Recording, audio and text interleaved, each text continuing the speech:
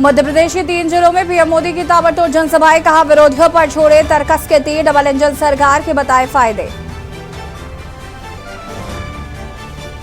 महिलाओं पर विवादित बयान का मामला, नीतीश ने मांगी माफी, बोले शर्म महसूस कर रहा हूं, राबड़ी बोली गलती से मुंह से निकल गया होगा। केंद्रीय गृह मंत्री अमित शाह का छत्तीसगढ़ दौरा, चंद्रपुर विधानसभा के डबरा में होगी सभा, प्रशासन बीजेपी कार्यकर्ता कर रहे हैं कार्यक्रम की तैयारी। दिसंबर फरवरी के बीच कांग्रेस की दूसरी भारत जोड़ो यात्रा, गुजरात से मेघालय तक जाएगी पहली यात्रा, 115 दिन चली थी।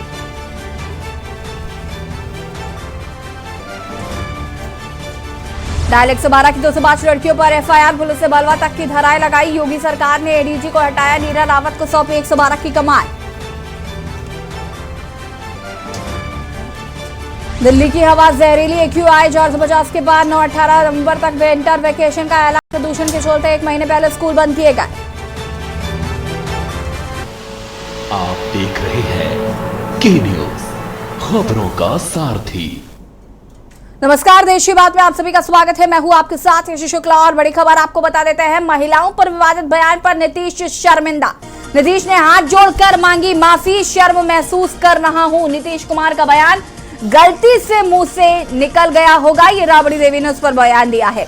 बता दें आपको, नीतीश कुमार ने कल यौन संबंधों पर एक बयान दिया था, जिसके बाद वो सुर्खियों पर आए और ये मामला कहीं ना कहीं उनके विरोध में जाता हुआ नजर आया। तो नीतीश कुमार ने अपने विवादित बयान के लिए हाथ जोड़कर मांगी माफी।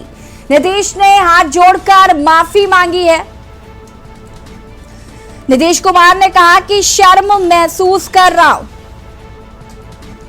गलती से मुंह से निकल गया होगा। राबड़ी देवी ने यह बयान दिया इसके बाद कि गलती से नीतीश कुमार के मुंह से निकल गया होगा। नीतीश कुमार ने कल आपको बता दें कि यौन संबंधों को लेकर एक बयान दिया था, जिसके बाद से वो लगातार सुर्खियों में रहे, जगह जगह पर उनकी फजीहत हो रही थी। आलम यह हुआ कि उन्हें माफी मांगनी पड़ रही। यौन संबंधों पर आपको बता दें कि नीतीश कुमार के बयान पर नीतीश कुमार ने हाथ जोड़कर मांगी है माफी। वहीं राबड़ी देवी का कहना है कि गलती से मुंह से निकल गया होगा।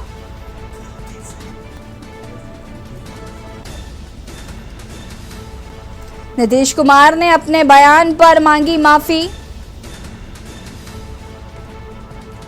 कहा गलती से मुंह से निकल गया होगा। राबड़ी देवी का यह बयान है। फिलहाल उन्होंने हाथ जोड़कर माफी मांगी है।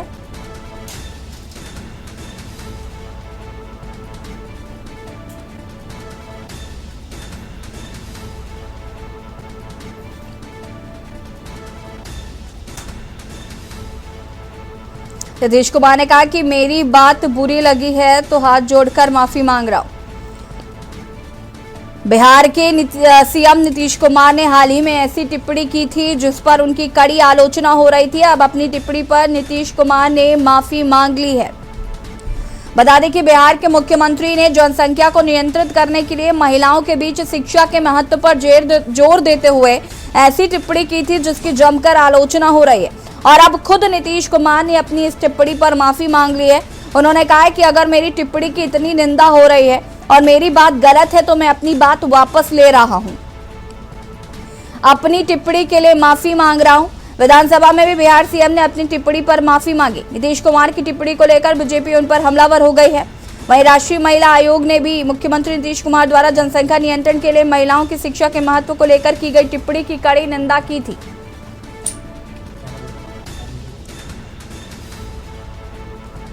नीतीश कुमार ने अपने बयान पर माफी मांगी, कहा कि शर्म महसूस कर रहा हूं।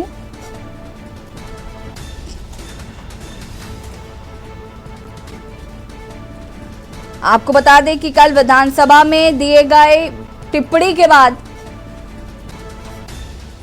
लगातार नीतीश कुमार की आलोचना हो रही थी, जिसके बाद उन्हें माफी मांगनी पड़ी।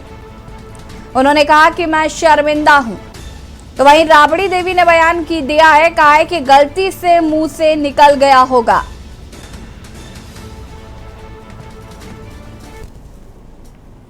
दिल्ली से एक और खबर आपको बता देते हैं। नीतीश कुमार के विवादित बयान का जगह जगह पर विरोध। विवादित बयान को लेकर प्रदर्शन कर रही महिलाएं। दिल्ली महिला मोर्चा की महिलाओं का विरोध प्रदर्शन सीएम नीतीश कुमार के इस्तीफे की मांग कर रही है। दिल्ली भाजपा अध्यक्ष वीरेंद्र सचदेवा प्रदर्शन में शामिल।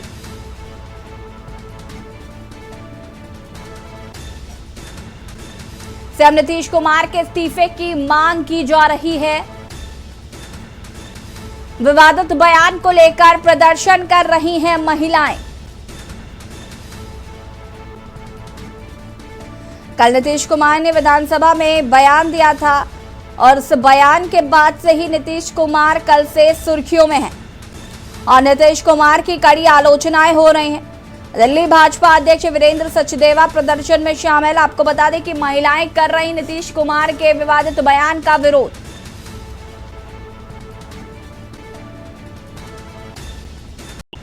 महिलाओं द्वारा किया जा रहा है विरोध।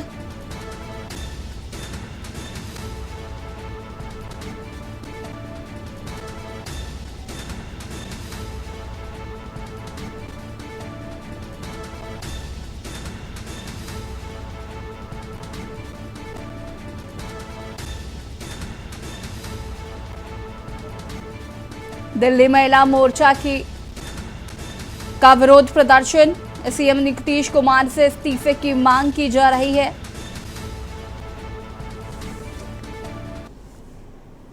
लखनऊ से खबर, जहां पर डायल 112 की महिला कर्मियों के प्रदर्शन का मामला। 112 मुख्यालय के बाहर प्रदर्शनकारियों पर हुआ केस दर्ज।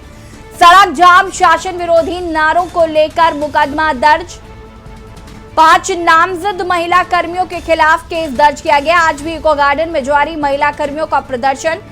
कल हुए प्रदर्शन के चलते एडीजी अशोक कुमार को हटाया गया है। 112 आपातकाल सेवा की कर्मियों का विरोध प्रदर्शन। सुशांत गोल्फ सिटी थाने में दर्ज हुआ है मुकदमा। महिला कर्मी वेतन बढ़ाने की मांग को लेकर कर रही है प्रदर्शन। थाना सुशांत गोल्फ सिटी में दर्ज हुआ है मुकदमा।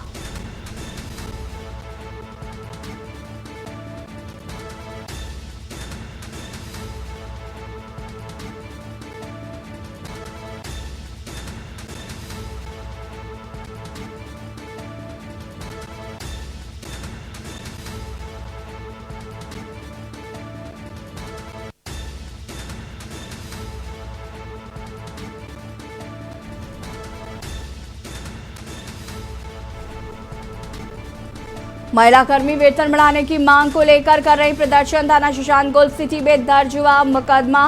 और इसी खबर पर ज्यादा जानकारी के लिए संवाददाता पवन तिवारी हमारे साथ जुड़ चुके हैं। पवन, क्या कुछ जानकारी इस पूरे मामले को लेकर?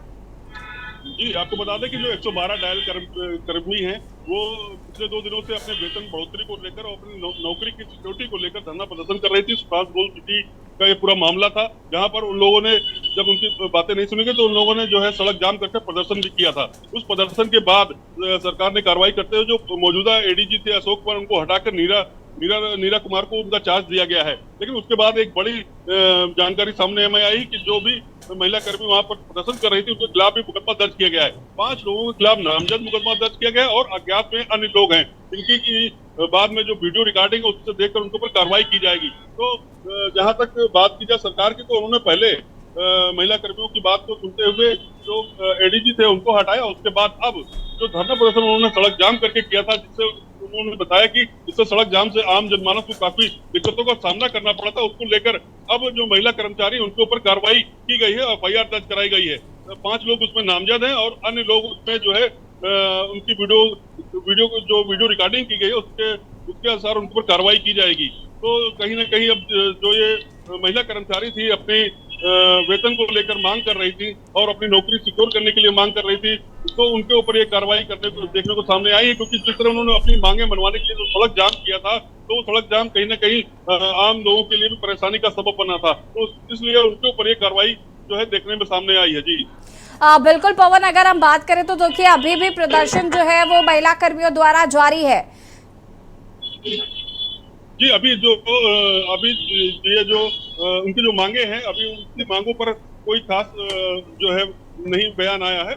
और लेकिन जो उनके एडीजी थे तो उनको हटाया गया है। तो कहीं ना कहीं सरकार जो है उनकी बातों को सुनने को तैयार थी, लेकिन जो उन्होंने जो एक प्रदर्शन करने का जो तरीका अपनाया, जो सड़क जाम करने का एक रास्ता अपनाया था, जिससे सड़क जो जाम होने के बाद वहाँ काफी जाम की स्थिति उत्पन्न हो गई थी और काफी जो जनमानस है उसको दिक्कतों का सामना करना पड़ता है, उसको देखते हुए ये कार्रवाई की गई है। क्योंकि जो सड़क जाम करके जो ये प्रदर्शन किया जाता है, क्योंकि प्रदर्शन के लिए एक अलग स्थान बनाया गया है, इको गार्डन धरना स्थल है वहाँ पर, या और अन्य जगह अन्य जो धरना स्थल वहाँ पर खड़े होकर वो प्रदर्शन करके अपनी बातें मनवाई जा सकती हैं। तो कहीं ना कहीं इसमें महिला कर्मचारियों के ऊपर जो मुकदमा हुआ है, जन सामान को जो इन्होंने नुकसान हुआ, क्योंकि जो सड़क जाम होने से काफी दिक्कतों को लोगों को सामना करना पड़ा था।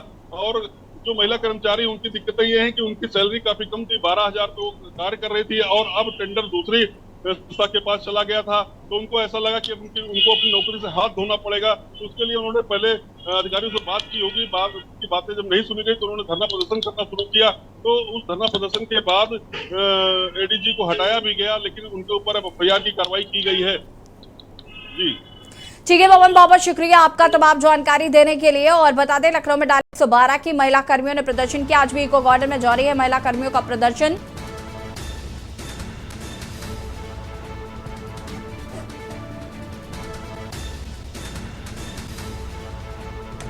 एक 112 आपातकाल सेवा कर्मियों का विरोध किया जा रहा था। शशांत गोल्फ सिटी थाने में दर्ज हुआ है मुकदमा। महिला कर्मी वेतन बढ़ाने की मांग को लेकर कर रही थी प्रदर्शन। दिल्ली से खबर, जहां पर राष्ट्रपति द्रौपदी मुर्मू का अयोध्या दौरा हुआ रद्द। राष्ट्रपति अयोध्या दीपोत्सव में नहीं होंगी शामिल। यूपी सरकार के दीपोत्सव के लिए आमंत्रित किया था, व्यस्तता के कारण अयोध्या नहीं जाएंगी राष्ट्रपति। 11 नवंबर को अयोध्या में होगा दीपोत्सव कार्यक्रम। राज्यपाल आनंदीबेन पटेल दीपोत्सव में होंगी शामिल। सीएम योगी आदित्यनाथ भी दीपोत्सव में होंगे शामिल।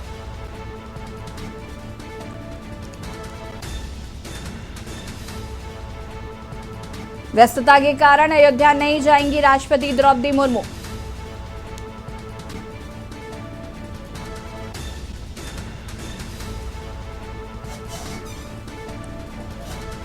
ग्यारह नवंबर को अयोध्या में होगा दीपोत्सव कार्यक्रम।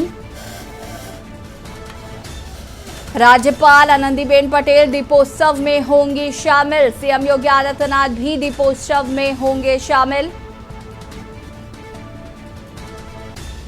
दिल्ली से खबर, राष्ट्रपति द्रौपदी मुर्मू का अयोध्या दौरा रद्द। राष्ट्रपति अयोध्या दीपोत्सव में नहीं होंगी शामिल। यूपी सरकार ने दीपोत्सव के लिए आमंत्रित किया था। गाजियाबाद में पिंकी और टोनी गैंग में खूनी संघर्ष। गोली लगने से दोनों गैंग के 3 लोग घायल। गोली लगने से दोनों गैंग के 3 लोग हुए घायल। 24 नामजद समेत 12 अज्ञात पर केस दर्ज। दिल्ली के सीमापुरी गैंग से हुई थी गैंगवार। गाजियाबाद के पप्पू कॉलोनी के गैंग में गैंगवार। मौके से 5 तमंचे और 18 खाली खोखे बरामद हुए। पिंकी और टोनी गैंग के बीच हुआ गैंगवार। शालीमार गार्डन थाने में दर्ज हुआ केस।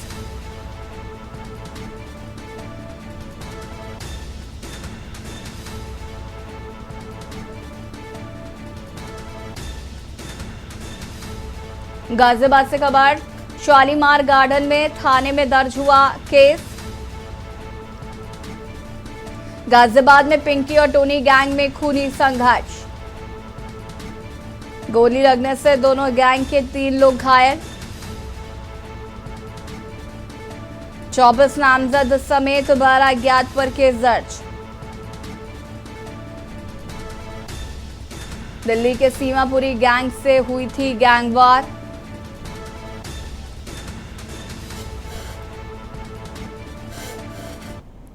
सख्ती से खबर आपको बता रहे, जहां पर बसपा सुप्रीमो मायावती का सख्ती जिले में दौरा। जयपुर विधानसभा के हसाद में 9 नवंबर को होगी चुनावी सभा। बसपा प्रत्याशियों के पक्ष में जनता से करेंगी अपील। कार्यक्रम में बिलासपुर के बसपा प्रत्याशी होंगे शामिल।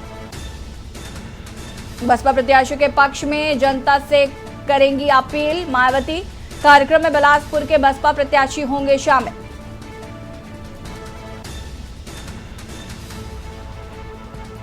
सख्ती से खबर, बसपा सुप्रीमो मायावती का बस्ती जिले का दौरा। जयपुर विधानसभा के हसौद में 9 नवंबर को होगी चुनावी सभा। बसपा प्रत्याशियों के पक्ष में जनता से करेंगी अपील। कार्यक्रम में बिलासपुर के बसपा प्रत्याशी होंगे शामिल। सख्ती से खबर।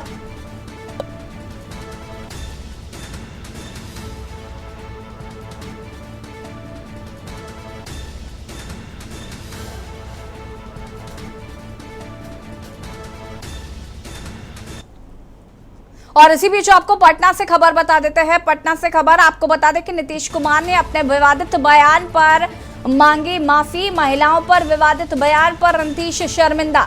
नीतीश ने हाथ जोड़कर मांगी माफी। नीतीश कुमार ने कहा कि शर्म महसूस कर रहा हूं। तो वहीं राबड़ी देवी का बयान कि गलती से मुंह से निकल गया होगा।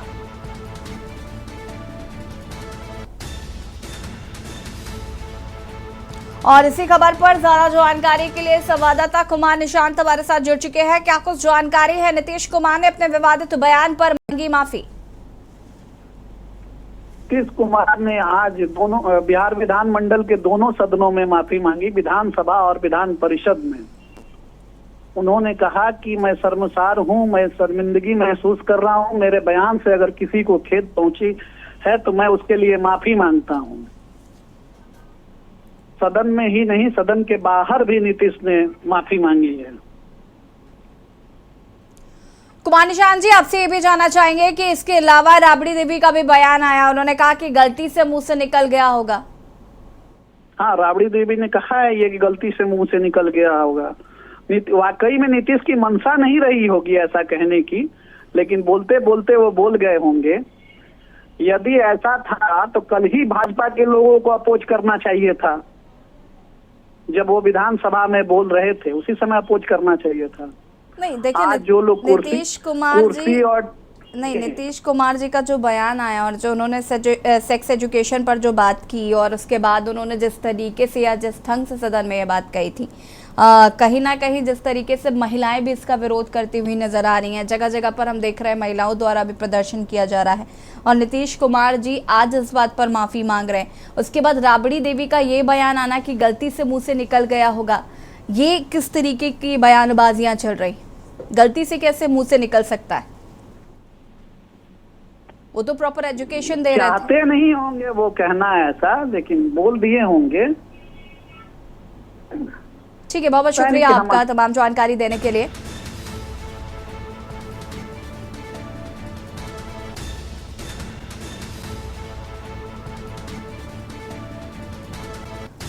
महिलाओं पर विवादित बयान पर फिलहाल नीतीश कुमार ने माफी मांग ली है। नीतीश ने हाथ जोड़कर मांगी है माफी। दोनों सदनों में हाथ जोड़कर नीतीश कुमार माफी मांगते हुए नजर आए। फिलहाल राबड़ी देवी का भी बयान आया है कि गलती से मुंह से निकल गया होगा। हालांकि नीतीश कुमार अपने बयान को लेकर काफी शर्मिंदा है और उन्होंने इसको लेकर आज दोनों सदनों में माफी मांगी। भिलाई से खबर, जहां पर थोक पटाखा व्यवसायी के घर ईडी की छापेमारी। हुकुमचंद हिम्मत के घर ईडी की छापेमारी। बता दें कि 2 गाड़ियों से आए 10 सदस्यीय ईडी की टीम। ईडी की टीम व्यवसायी से कर रही है पूछताछ। 2 गाड़ियों से आई 10 सदस्यीय ईडी की टीम। ईडी की टीम व्यवसायियों से कर रही पूछताछ। भिलाई से खबर, जहां पर थोक पटाखा व्यवसायी के घर ईडी की छापेमारी। हुकुमचंद हिम्मत के घर ईडी की छापेमारी। 2 गाड़ियों से आए 10 सदस्यीय ईडी की टीम। ईडी की टीम व्यवसायी से कर रही है पूछताछ। भिलाई से खबर आपको बता रहे, जहां पर थोक पटाखा व्यवसायी के घर ईडी की छापेमारी। हुकुमचंद हिम्मत के घर ईडी की छापेमारी। 2 गाड़ियों से आई 10 सदस्यीय ईडी की टीम।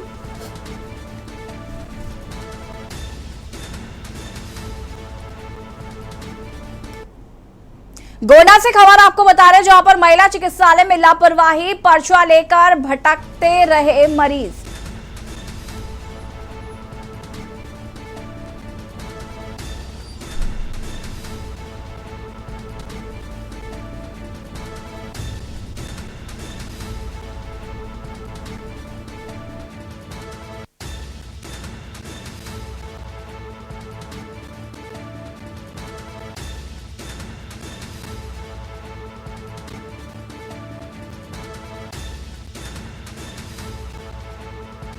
से नदारत मिले डॉक्टर। दोपहर 2 बजे से पहले खाली हो जाती है डॉक्टर की कुर्सी। ऐसे में कैसे होगा महिला चिकित्सालय में गरीबों का इलाज। स्वास्थ्य मंत्री ब्रजेश पाठक के निर्देशों की उड़ रही धज्जियां।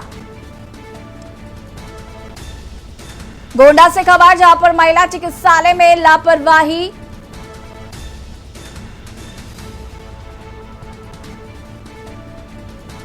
पर्चा लेकर भटकते रहते हैं मरीज। ओपीडी से नदारत मिले डॉक्टर।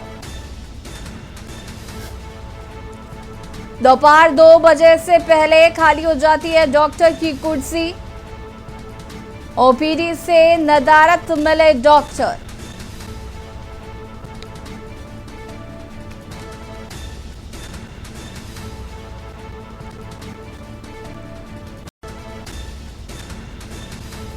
ऐसे में कैसे होगा महिला चिकित्सालय में गरीबों का इलाज। कन्नौज से खबर आपको बता देते हैं, जहां पर ऑटो में आलू के बोरों पर स्कूली बच्चों को बैठाया गया। बोरों पर स्कूली बच्चों के बिठाने का वीडियो वायरल। छात्रों की जिंदगी से खिलवाड़ कर रहे हैं ऑटो चालक। आलू के बोरों के साथ छात्रों को भी भूसे की तरह भरा।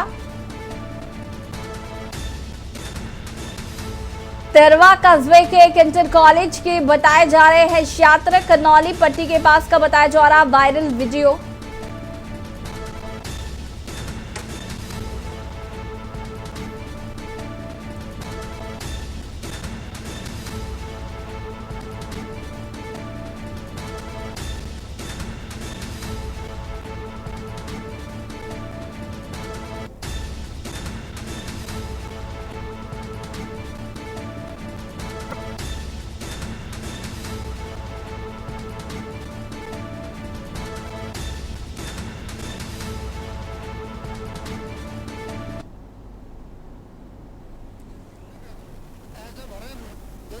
बोरा के नहीं भरे बच्चे हैं। अभी अगर डगमगा जाए इनका, देखो बैठ नहीं पा रहे बच्चे। तुम्हें तो पैसे से मतलब है। अभी देखा तो कैसा हो गया।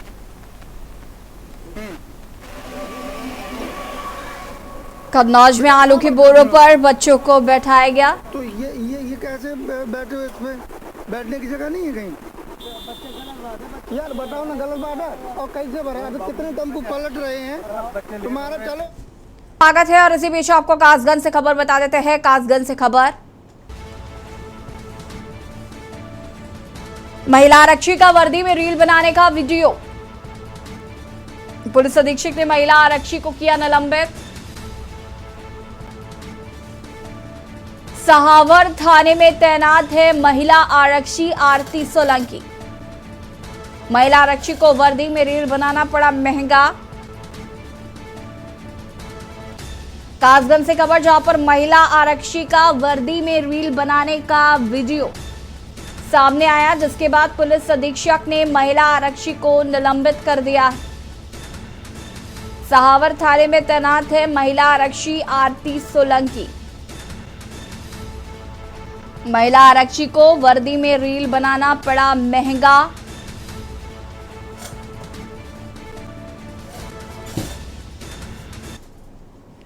मेरठ से खबर, जहां पर लोन न चुकाने पर मकान को सील करने पहुंची टीम। बैंक टीम और पुलिस को देखकर परिवार ने किया जमकर हंगामा। आपको बता दें कि परिवार के साथ रेलिंग में फंदे पर लटक गया था शख्स। पुलिस और बैंक टीम के हाथ पांव फूले। आनंद में समझा बुझाकर उसे उतारा गया। 8 लाख की किस्त न जमा करने पर पहुंची थी टीम। 2 दिन बाद का समय देकर वापस लौट गई है टीम। थाना लसाड़ी गेट क्षेत्र का ये पूरा मामला बताया जा रहा है। पुलिस और बैंक टीम के हाथ पांव फूले। आनंद फानन में समझा बुझाकर नीचे उतारा। 8 लाख का लोन की किस्तें ना जमा करने पर पहुंची थी टीम।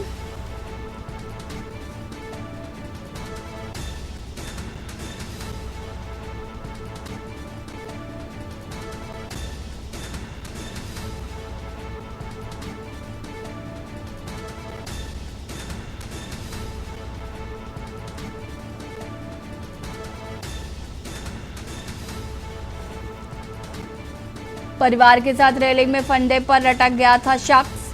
पुलिस और बैंक टीम के हाथ पांव फूले।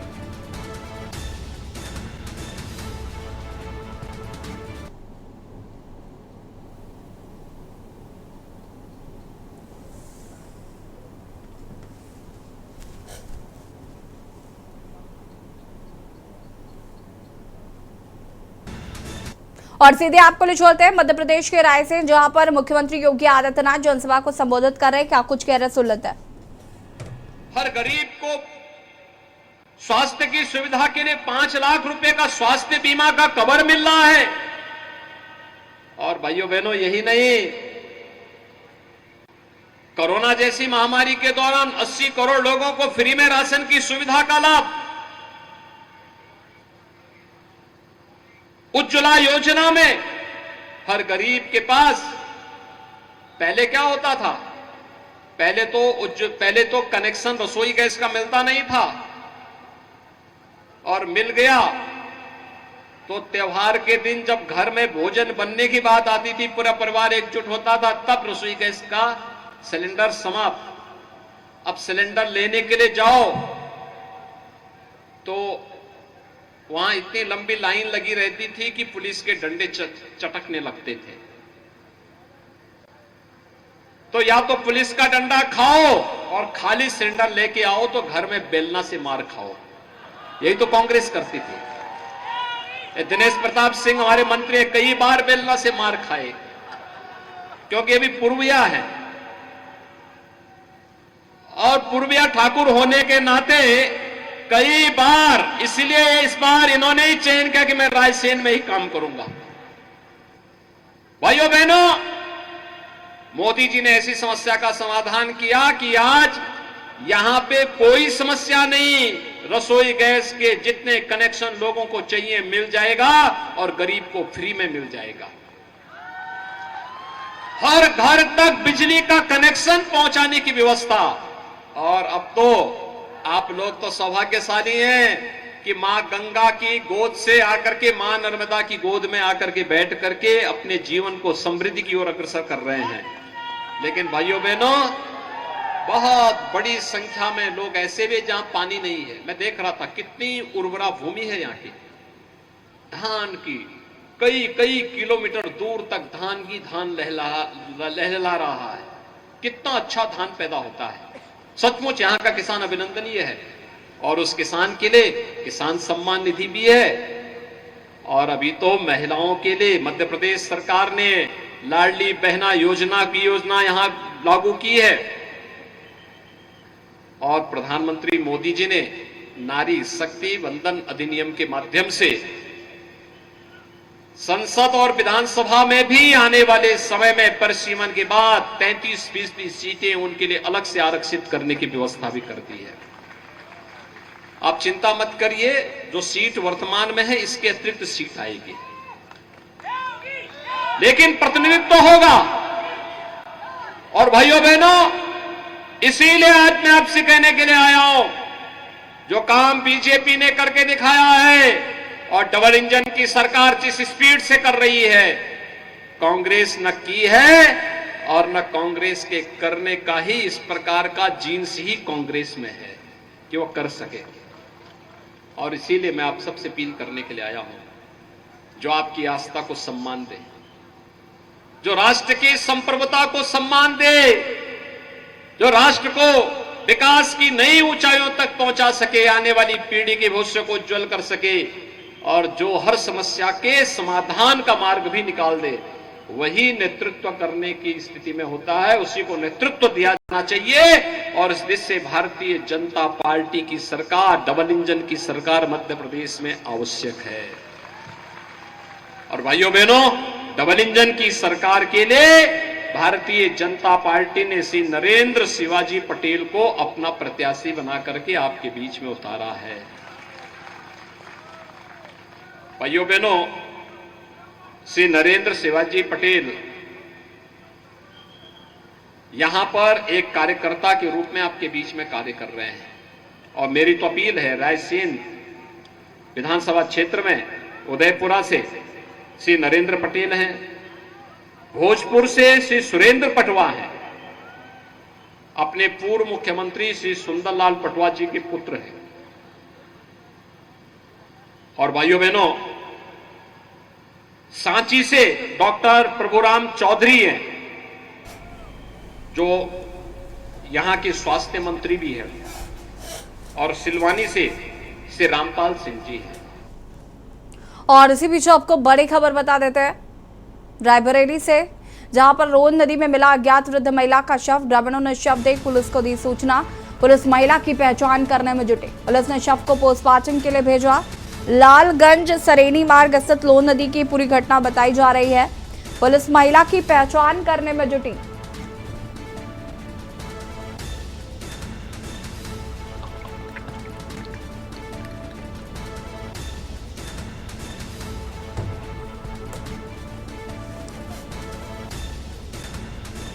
पुलिस महिला की पहचान करने में जुटी। पुलिस ने शव को पोस्टमार्टम के लिए भेजा। लालगंज सरेनी मार्ग स्थित लोन नदी की घटना बताई जा रही है। लोन नदी में मिला अज्ञात वृद्ध महिला का शव। रायबरेली से खबर। ग्रामीणों ने शव देख पुलिस को दी सूचना।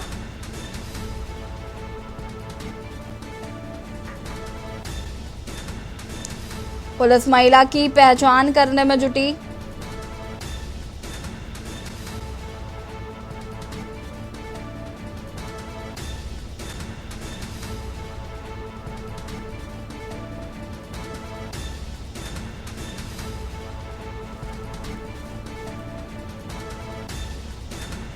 पुलिस ने शव को पोस्टमार्टम के लिए भेजा।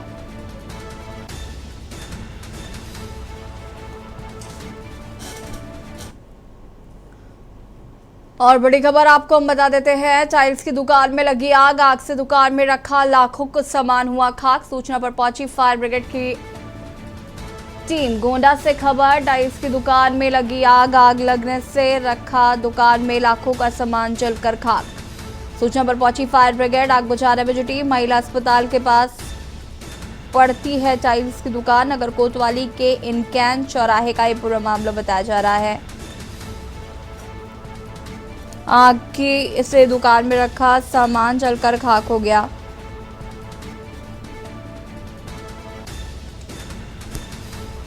सूचना पर पहुंची फायर ब्रिगेड की टीम आग बुझाने का प्रयास कर रही है।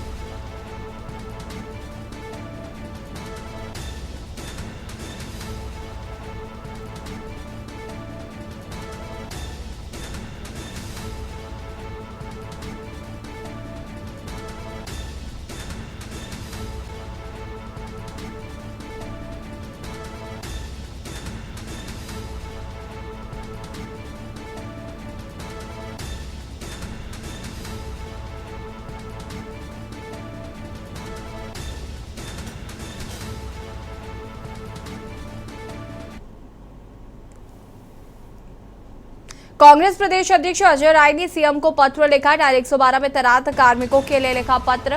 कर्मचारियों का वेतन वृद्धि, साप्ताहिक अवकाश दिया जाए। इन कर्मचारियों की सुरक्षा की व्यवस्था करवाई जाए। सभी कर्मचारियों को 7 वर्ष से वेतन की वृद्धि नहीं हुई। इन कर्मचारियों की सुरक्षा की व्यवस्था करवाई जाए। डायल 112 में तैनात कार्मिकों के लिए लिखा गया पत्र। कर्मचारियों का वेतन वृद्धि, साप्ताहिक अवकाश दिया जाए और इन कर्मचारियों की सुरक्षा व्यवस्था कराई जाए।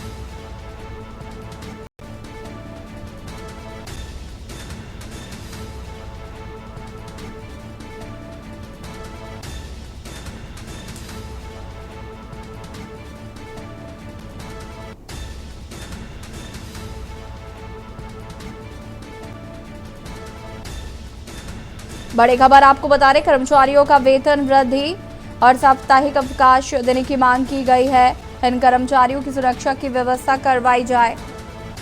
डायल 112 में तैनात कार्मिकों के लिए लिखा गया पत्र। और लखनऊ से खबर आपको बता देते हैं, जहां पर आम आदमी पार्टी की प्रेस कॉन्फ्रेंस। दिल्ली के बाद लखनऊ में पोल्यूशन का प्रकोप। लखनऊ में दर्जनों बच्चे हो रहे हैं बीमार। निजी स्कूल के सामने लगे टावर के रेडियस से बच्चे बीमार हो रहे हैं। 10 दिन में समाधान न हुआ तो आम आदमी पार्टी करेगी धरना प्रदर्शन। लखनऊ से खबर, जहां पर लखनऊ में दर्जनों बच्चे हो रहे हैं बीमार।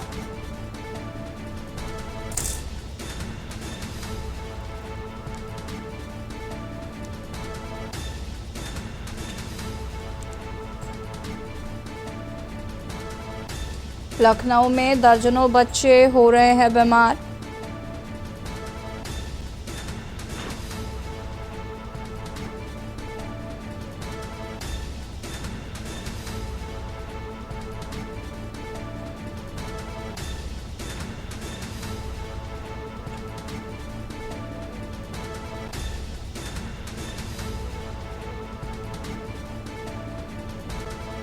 दिल्ली के बाद लखनऊ में बढ़ रहा पोल्यूशन।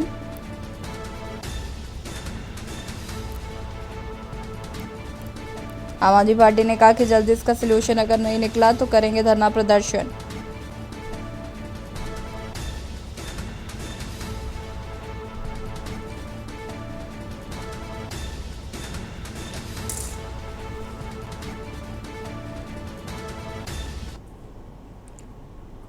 मेरठ से खबर जहां पर ट्रकों से अवैध वसूली का भांडाफोड़। वसूली करते 3 सिपाहियों को विधायक ने पकड़ा। बेगम पुल पर कैंट विधायक ने पकड़े 3 सिपाही। ट्रकों से अवैध वसूली करते हुए विधायक ने दबोचा। विधायक ने ट्रैफिक पुलिस अधिकारियों को फोन कर बुलाया और जमकर हंगामा हुआ। बता दें कि पूरे मामले की वीडियो भी बनाई गई है। 2 सिपाही और ट्रक चालक मौके से फरार हो गए। वसूली करते पकड़े गए सिपाहियों से 2 सादी कपड़ों में थे। मौके पर मौजूद लोगों ने पुलिस टीम पर आरोप लगाया, बाहर से आने जाने वाले ट्रकों से वसूली का चलता है खेल।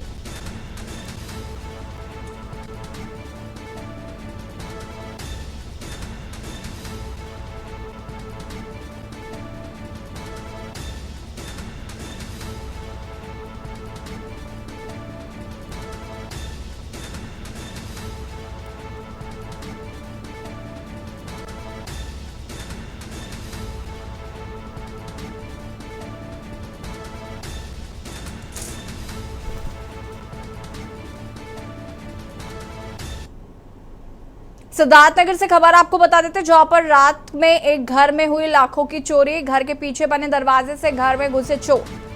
कोटिया बाजार के अवधेश अग्रहरी के घर से चोरी। 12 लाख के जेवर और 5 लाख का कैश पर हाथ साफ। मौके पर पुलिस मौजूद। चोरी का पर्दाफाश। शौहरतगढ़ थाना क्षेत्र के कोटिया चौकी बाजार का ये पूरा मामला बताया जा रहा है।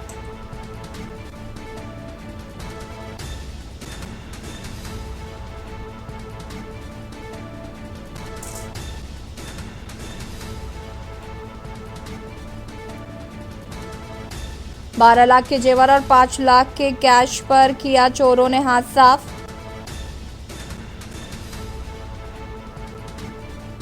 शौहरतगढ़ थाना क्षेत्र के कोटिया बाजार चौकी का ये पूरा मामला बताया जा रहा है।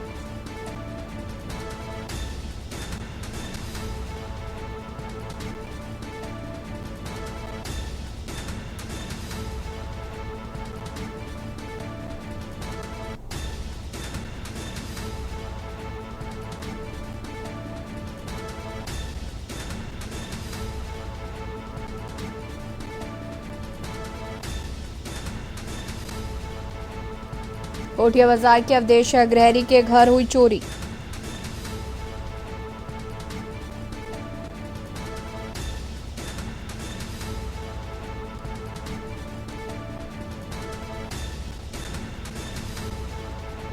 शौहरतगढ़ थाना क्षेत्र के कोटिया चौकी बाजार का ये पूरा मामला।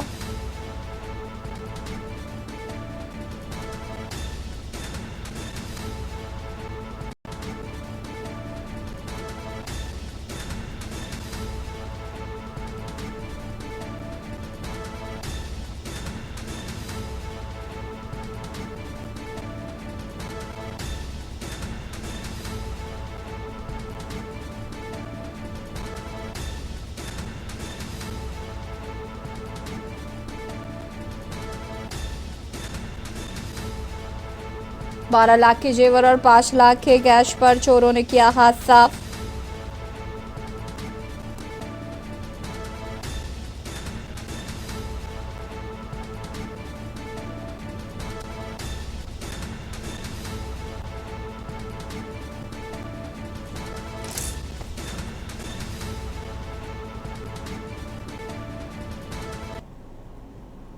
और सीधे आपको ले चलते हैं उत्तराखंड, जहां पर राष्ट्रपति द्रौपदी मुर्मू हेमवती नंदन बहुगुणा गढ़वाल इंस्टीट्यूट में माफ कीजिएगा पहुंची हुई हैं। क्या कुछ कह रहे हैं, सुन लेते हैं। छोड़ो आंदोलन के दौरान बद्रीनाथ मंदिर में राष्ट्रीय ध्वज फहराया था, एक अच्छी शिक्षाविद थे। उत्तर प्रदेश के वर्तमान मुख्यमंत्री योगी आदित्यनाथ भी इसी क्षेत्र में से थे। ये धरती ऐसे अनेक व्यक्तियों की जन्मभूमि रही है, उनमें से कुछ का ही मैंने यहाँ उल्लेख किया है। भारत की आध्यात्मिक और सांस्कृतिक यात्रा में उत्तराखंड का योगदान अतुलनीय है। जीवनदायिनी गंगा और यमुना का उद्गम स्थल यही है। बद्रीनाथ, केदारनाथ और हेमकुंड साहिब जैसे तीर्थ स्थल है। यूनेस्को की इंटेंजिबल कल्चरल हेरिटेज लिस्ट में शामिल कुंभ का भी मेला है। इस क्षेत्र की केंद्राओं और गुम्फाओं में भारत भूमि के ऋषि मुनियों के तोप का बोल है। यहाँ के वनों में जीवन का मंत्र है। इस राज्य में अनगिनत जल स्रोत निकालकर मैदानों भागों में वनस्पतियों, जीव जंतुओं और मानव को जीवन प्रदान करते हैं। देवियों और स्वजनों, पहाड़ों पर जीवन संघर्षपूर्ण है। अभी पिछले महीने ही 69वें राष्ट्रीय फिल्म पुरस्कार समारोह में पलायन और यहाँ के संघर्षपूर्ण जीवन को दर्शाने वाला सृष्टि लाखेरा द्वारा निर्देशित फिल्म एक था गांव को बेस्ट नॉन फीचर फिल्म का अवार्ड मिला है। मुझे इस बात का संतोष है कि केंद्र और राज्य की सरकारें संतुलित विकास और स्थानीय रोजगार सृजन पर ध्यान दे रहे हैं। उत्तराखंड पर्यावरण की दृष्टि से अति संवेदनशील राज्य है। यहाँ पर मैदानी और तटीय इलाकों की तरह बड़े उद्योग स्थापित करने की अपनी सीमा है। इसीलिए सस्टेनेबल डेवलपमेंट और रिसोर्सेज के ऑप्टिमल यूज के लिए रिसर्च और नई इनोवेशंस की आवश्यकता है। स्थानीय आवश्यकताओं और बाध्यताओं को ध्यान में रखते हुए कैसे आर्थिक विकास किया जाए और रोजगार के अवसर पैदा किया जाए, ये आपके सामने चुनौती भी है और अवसर भी है। इस राज्य के एकमात्र केंद्रीय विश्वविद्यालय होने के कारण हेमावती नंदन बहुगुणा विश्वविद्यालय की जिम्मेदारी और भी बढ़ जाती है। इस विश्वविद्यालय से जुड़ी सभी लोगों से ये अपेक्षा की जाती है कि आप शिक्षा को समाज के साथ जोड़ें, उसे समाज की बेहतरी और कल्याण में लगाएं। मुझे ये जानकर खुशी हुई है कि इस विश्वविद्यालय के अंतर्गत high altitude plant physiology research centre पर्वतीय पौधों के सर्वाइवल, एडाप्टेशन एंड प्रोडक्टिविटी पर शिक्षण, प्रशिक्षण और अनुसंधान कर रहा है। ये भी प्रसन्नता की विषय है कि डिपार्टमेंट ऑफ इन्वायरमेंटल साइंस द्वारा उत्तराखंड के उच्च हिमालय क्षेत्र के जैव संसाधनों के संरक्षण पर अनुसंधान किया जा रहा है। जिस राज्य में पर्यावरण संरक्षण के लिए चिपको आंदोलन जैसा आंदोलन हुआ हो, उस राज्य में स्थित इस विश्वविद्यालय के द्वारा किए जा रहे ये प्रयास सर्वथा उपयुक्त है। देवियों और स्वजनों, ये बहुत ही प्रसन्नता की बात है कि ये विश्वविद्यालय आगामी 1 दिसंबर को अपनी स्थापना व 50 वर्ष पूर्ण कर रहा है। इस दुर्गम इलाके में एक सामान्य शुरुआत करते हुए ये विश्वविद्यालय आज अपने 3 कैंपसेस और 11 स्कूल्स के माध्यम से पूरे गढ़वाल में ज्ञान का प्रकाश फैला रहा है। इसके लिए मैं सभी पूर्व और वर्तमान शिक्षकों, प्रशासकों और विद्यार्थियों की सराहना करती हूँ।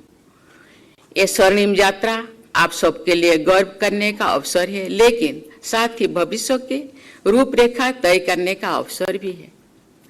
आप वर्तमान और भविष्य की स्थानीय और वैश्विक चुनौतियों का सामना कैसे करेंगे, इसके लिए योजना तैयार करने और उसे सफल बनाने का संकल्प लेने का ये उचित अवसर भी है।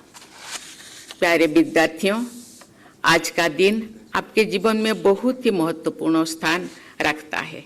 मुझे विश्वास है कि यहाँ अर्जित ज्ञान के बल पर आप सफलता की ऊंचाई को छुएंगे। इस अवसर पर मैं आप लोगों की 3 साल सलाह देना चाहती हूँ आप लोगों को। पहला, आप अपने जोड़ों को ना लें, चाहे वो आपके दोस्त परिजन हो या स्कूल कॉलेज। और सीधे आपको ले चलते हैं छत्तीसगढ़ के अंबिकापुर, जहां पर राहुल गांधी क्या कुछ कह रहे सुन लेते हैं। आबादी कुछ भी होगी 5% तो नहीं है, और पूरा देश जानता है कि आदिवासी की आबादी कुछ भी होगी मगर 0.1% तो नहीं है। मैं आपसे क्यों कह रहा हूं? क्योंकि देश को चलाने में आदिवासी, दलित, पिछड़ों की कोई भागीदारी नहीं है।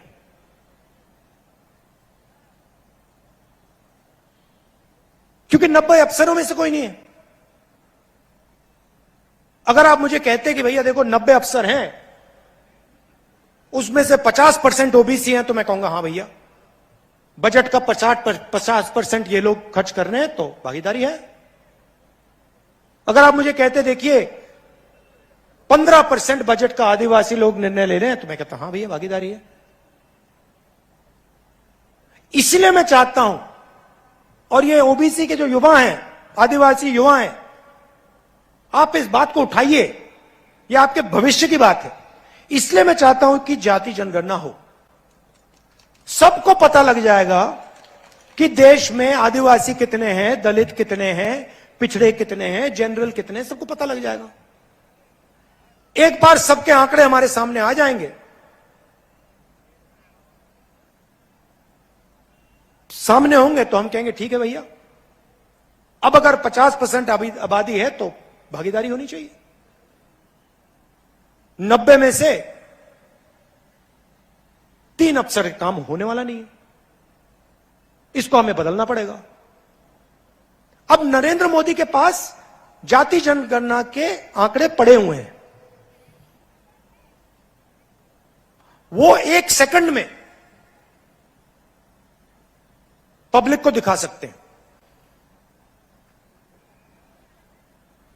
हमने किया था जाति जनगणना, हमने करा जब हमारी यूपीए की सरकार थी, तो सारे आंकड़े सरकार के पास है। अब हम नरेंद्र मोदी जी से कह रहे हैं भैया इनको रिलीज करिए, छत्तीसगढ़ के ओबीसी युवाओं को बता दीजिए ओबीसी की कितनी आबादी, आदिवासियों को, दलितों को बता दीजिए भैया आपकी इतनी भागीदारी होनी चाहिए। नरेंद्र मोदी नहीं बोल रहे, अब कह रहे भैया ओबीसी की तो कोई जाति नहीं होती, दलित आदिवासी तो जाति नहीं है, जात तो हिंदुस्तान में सिर्फ गरीब है। तो यहां जो ओबीसी युवा हैं, अगली बार मोदी जी आएंगे, आप उनसे पूछना मोदी जी, पहले आप कहते थे आप ओबीसी हो, अब आप कहते हो हिंदुस्तान में सिर्फ गरीब जात होती है। आप जाति जनगणना प्लीज कर दो। हमारी जो सच्चाई है, ओबीसी जात की जो सच्चाई है, वो हमें बता दो। लंबे लंबे भाषण करेंगे, 1 घंटा बोलेंगे आपको, मगर इस सवाल का जवाब नरेंद्र मोदी नहीं दे सकता। क्यों? क्योंकि रिमोट कंट्रोल अदानी के हाथ में है।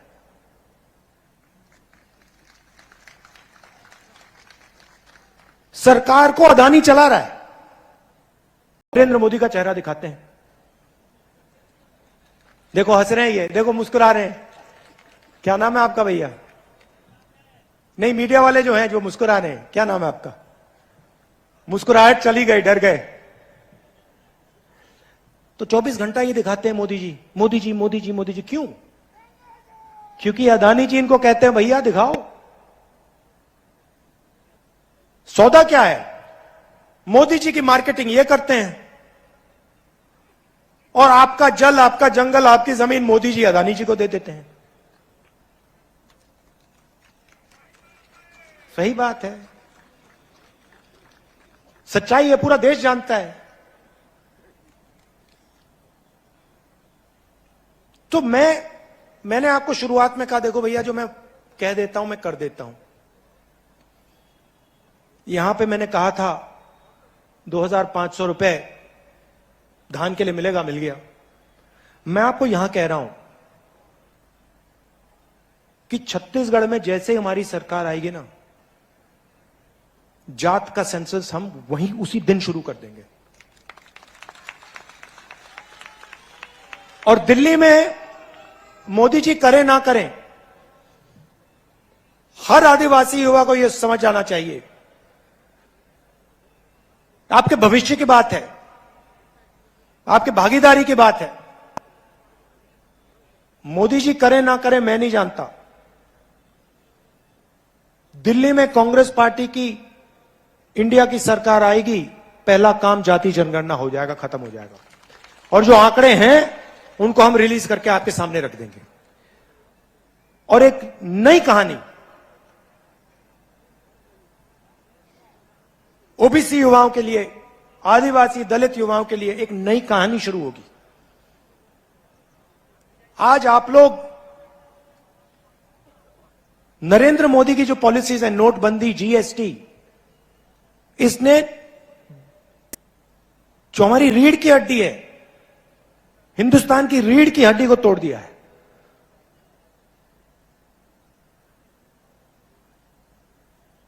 युवाओं को रोजगार नहीं मिल सकता नरेंद्र मोदी की सरकार में, आप सब जानते हो।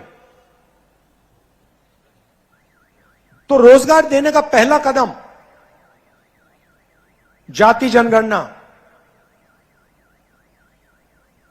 किसके पास कितना धन है। और यहाँ पर छत्तीसगढ़ में चुनावी जनसभा को संबोधित करते नजर आए राहुल गांधी, जहां पर उन्होंने जातीय जनगणना के मुद्दे को प्रमुखता से उठाया है। देश की बात में फिलहाल इतना ही। देखते रहिए के न्यूज इंडिया। नमस्कार।